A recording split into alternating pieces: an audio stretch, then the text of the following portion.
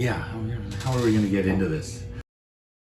I'm here with Billups Allen, who has a new book on the Goner imprint about, what's the title of the book?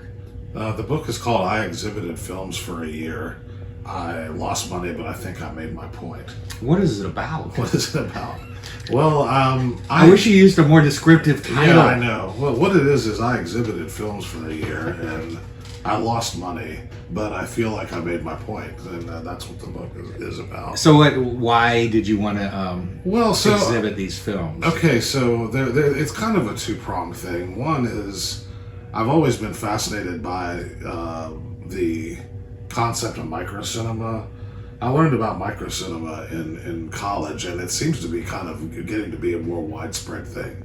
And that's like a very small theater, where you can show smaller movies and show repertory films.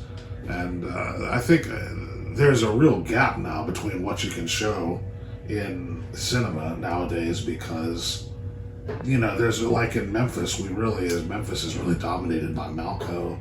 Yeah. And it's not their fault maybe, but there needs to be something between the creative community and Malco. And what I sort of hoped would happen was people would be interested in the types of repertory and small independent films that wouldn't play at Malco that I would be playing. My second prong in this was just that. I would like to bring some movies to Memphis that would not necessarily have played here. Right, as opposed to just going and streaming it or watching it in your house. Exactly. It's still a communal type of. It's still going to the movies. It is, and this isn't an admonishment, but I know there's kind of a trend now where bars just throw movies up on, and I don't mean anything against that, but what I was trying to accomplish was to see as if you could financially benefit the filmmakers and not just be throwing the Big Lebowski up while you're watching, while your patrons drink, you know what I mean? Right. And obviously, I don't have anything against it. That's quasi-legal, to do something like that, right?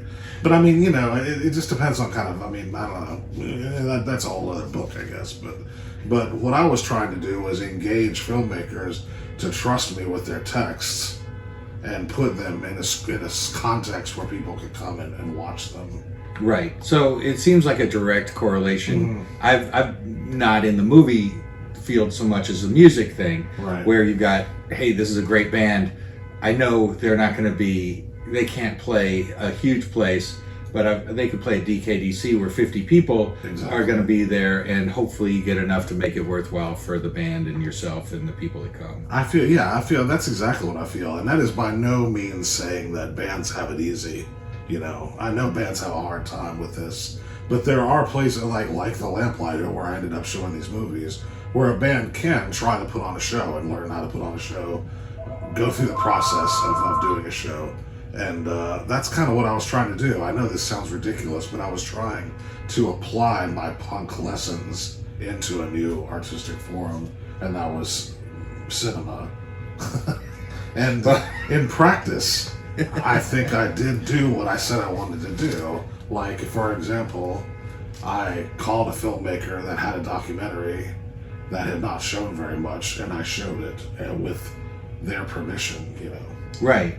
I think, I love the idea, just like, not everybody can keep up with the latest bands, but someone who's booking shows or at a bar or in a music store might know about this band, and then you trust them, like, right, says it's good, I'm going to go see it. Billups has, found this movie, I'm going to go check it out. It's really a kind of direct correlation, between the person that's presenting it and the patrons. Exactly, and I would hope not by my actions alone, or like that I'm some genius for thinking of this, but I would hope it would create something of a community, because like people with small films, they can do the festival circuit, which is nice, but that just shows your movie once to a crowd that may not remember who you are after they've seen the movie, in a weekend of 40 movies. Yeah, exactly. So the idea of giving the movie some longevity in front of a crowd that might have time to digest it and discuss it in a forum, it doesn't have to be like a direct Q&A. Just,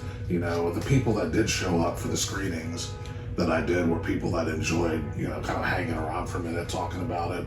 We had a director what do you call it, computer in one time and answer questions, you know. Yeah.